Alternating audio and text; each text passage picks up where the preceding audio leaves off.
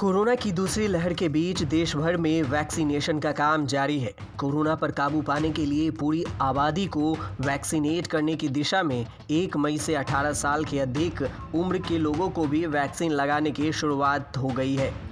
लेकिन कई राज्यों में वैक्सीन डोज के अभाव के कारण 1 से 2 दिन या 1 हफ्ते की देरी होने की भी संभावनाएं बताई जा रही है। पर जो वैक्सीन इस्तेमाल हो रही है या लगने वाली है, उसके बारे में जानना भी बेहद ज़रूरी है। कौन सी वैक्सीन ज़्यादा बेहतर है, कोविशील्ड या कोवैक्सीन या फिर तीसरी रूसी वैक्सीन स्पुतनिक वी? यह तीनों ही वैक्सीन भारत के कोरोना के खिलाफ टीकाकरण अभियान में शामिल अब से होने जा रही है। तो ऐसे में जान लें कि कौन सी बेहतर। कोविशील्ड और कोवैक्सीन तो 16 जनवरी से ही इस्तेमाल हो रही है। अच्छी बात यह है कि तीनों ही वैक्सीन कोरोना के गंभीर लक्षणों से बचाने और मौत टालने में 100% इफेक्टिव है। इसी वजह से दुनिया भर के वैज्ञानिक कह रहे हैं कि जो भी वैक्सीन उपलब्ध हो उसका डोज लगवा लें। यह आपकी जान बचाने के लिए जरूरी है। लेकिन तीनों वैक्सीन में से कौन सबसे बेहतर है, यह भी जानना बेहद जरूरी है। कोवैक्सीन को पूरी तरह से भारत में ही विकसित और बनाया गया है। कोविशील्ड को ऑक्सफोर्ड यूनिवर्सिटी और एस्ट्राजेनेका ने मिलकर विकसित किया और अब पुणे की सीरम इंस्टीट्यूट ऑफ इंडिया बना रही है। भारत पहुंची रूसी वैक्सीन स्पुतनिक वी को मॉस्को के गमेलिया इंस्टीट्यूट ने Russian development and investment fund यानी RDIAF के साथ मिलकर बनाया गया है।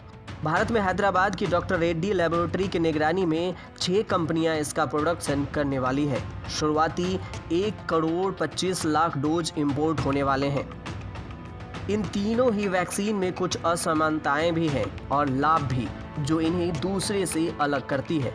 कोविशील्ड दुनिया की सबसे लोकप्रिय वैक्सीन में से एक है, जिसका इस्तेमाल ज़्यादातर देशों में हो रहा है। WHO भी इसके इस्तेमाल की आपात मंजूरी दे चुकी है। वहीं कोवैक्सीन इस समय सिर्फ भारत में इस्तेमाल हो रही है, पर म्यूटेंट स्ट्रेन के खिलाफ सबसे प्रभावी और असरदार वैक्सीन बनकर उभरी है। इसी तरह स्पुतनिक वी को भी भारत समेत 60 से अधिक देशों में अप्रूवल दिया गया है। अब सवाल यह कि कैसे बनी है ये तीनों वैक्सीन। कोवैक्सीन को पारंपरिक इनएक्टिवेटेड प्लेटफॉर्म पर बनाया गया है, यानी इनमें डेड वायरस को शरीर में डाला जाता है, जिससे एंटीबॉडी रिस्पॉन्स होता है और शरीर वायरस को पहचानने और उससे लड़ने लायक एंटीबॉडी बनाता है। कोविशील्ड एक वायरल वेक्टर वैक्सीन है। इसमें चिंपैंजी में पाए जाने वाले एडेनो वायरस CHAdOx1 का इस्तेमाल कर उससे कोरोना वायरस जैसा ही स्पाइक प्रोटीन बनाया गया है। यह शरीर में जाकर इसके खिलाफ प्रोटेक्शन विकसित करता है। स्पुतनिक वी की बात करें तो स्पुतनिक वी भी वायरल वेक्टर वैक्सीन है, पर अंतर यह है कि इसे एक के बजाय 2 वायरस से बनाया गया है। इनमें दोनों डोज अलग अलग होते हैं, जबकि कोवैक्सीन और कोविशील्ड के 2 डोज में अंतर नहीं है। जब बात इफेक्टिवनेस की आती है तो तीनों वैक्सीन ही काफ़ी इफेक्टिव हैं। WHO के स्टैंडर्ड पर तीनों ही खड़ी उतरी है। अभी भी क्लिनिकल ट्रायल के डेटा आ रहे हैं और इस वैक्सीन के असर के बारे में स्टडी जारी है।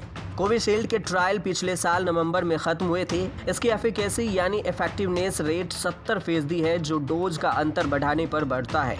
यह वैक्सीन न केवल गंभीर लक्षणों से बचाती है, बल्कि रिकवरी समय को भी घटाती है।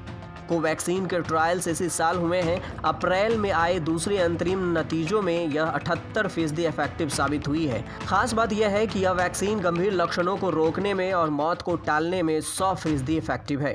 स्पुतनिक भी इस पैमाने पर भारत की सबसे इफेक्टिव वैक्सीन है। मॉडर्ना और फाइजर की mRNA वैक्सीन की 90% अधिक इफेक्टिव साबित हुई है। इसके बाद स्पुतनिक भी ही सबसे अधिक 91.6% इफेक्टिव रही है। अगर ग्राफ के जरिए इसे समझा जाए तो कोवैक्सीन को ICMR भारत बायोटेक ने बनाया है और कोविशील्ड को एस्ट्राजेनेका का टीका पुणे के SII बना रही है। स्पुतनिक वी को रूसी वैक्सीन को डॉक्टर रेड्डी लैब्स बना रही है भारत में।